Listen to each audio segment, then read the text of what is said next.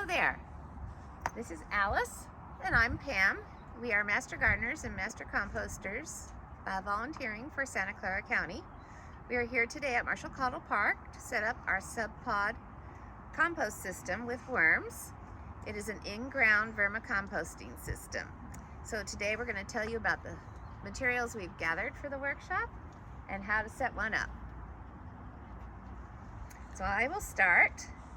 We have gathered in our bins some dried materials. We took the packaging, we tore it up. It's ready to be used. We've chopped up some food. And here we have pre-moistened shred, newspaper and plain office paper only. When you purchase a Subpod system, it also comes with a Quire worm blanket, and that's been soaked, and we will use that initially in our setup. On this side we have grit. A couple different kinds. We've got tea bags, we've got coffee grounds and coffee filters. We have eggshells here, and then eggshells have been pulverized, so it makes it easier to be sprinkling them in to make it available for the worms. Some dry shred, which is newspaper. You can also use office paper, but be sure not to use anything that's slick.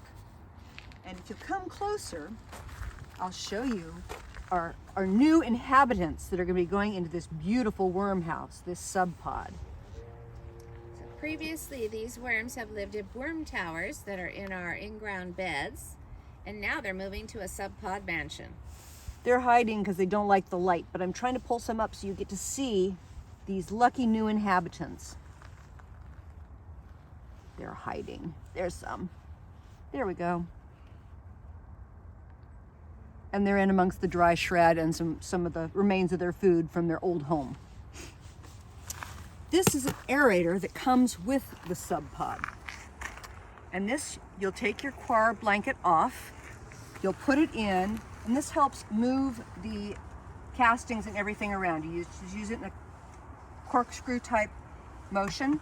Because the bottom of the Subpod doesn't have holes for the castings to go out, they compact. So this helps fluff that up so there's air still getting through for all the worms. So remember that our worms will need food, moisture, and air to survive successfully. The Subpod also has a really strong locking system to prevent critters from getting inside. And we'll be closing that up after we build our bin today.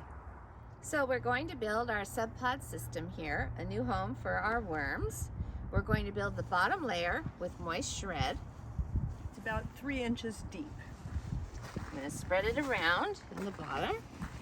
And this you don't want to compact. You want it nice and fluffy so the worms can move through it easily. All right, so we put our moist shred in.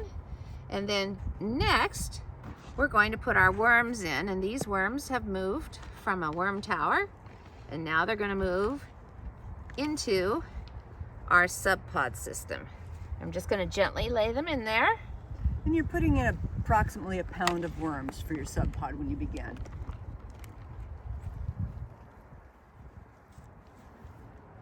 Oh, I can hear them saying we're so happy to have a bigger space. Exactly.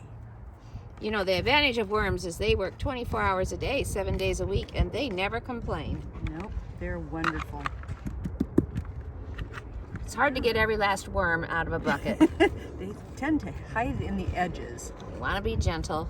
There you go. Make sure none are left. Put them all with their family. Okay. And then after you have the worms in, worms like to eat up. So now we're going to put a layer of the chopped food into the bin. It's approximately 1 inch. Sprinkle it all over.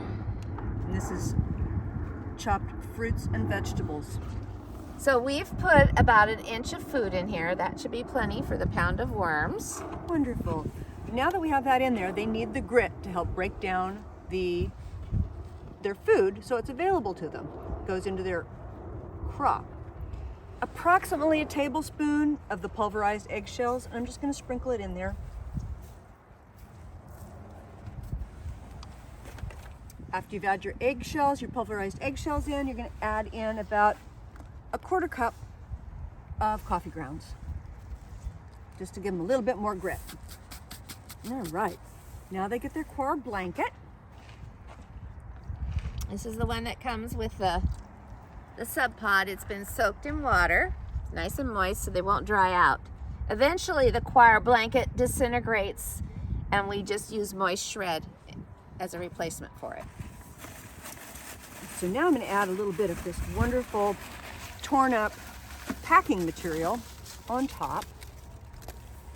You can throw in egg cartons, toilet paper rolls, all these good things can help. There we go. Add another handful. Paper sack.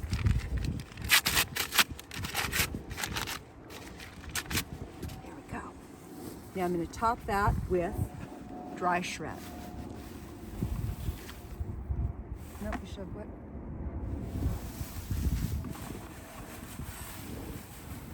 And I've got more than I need.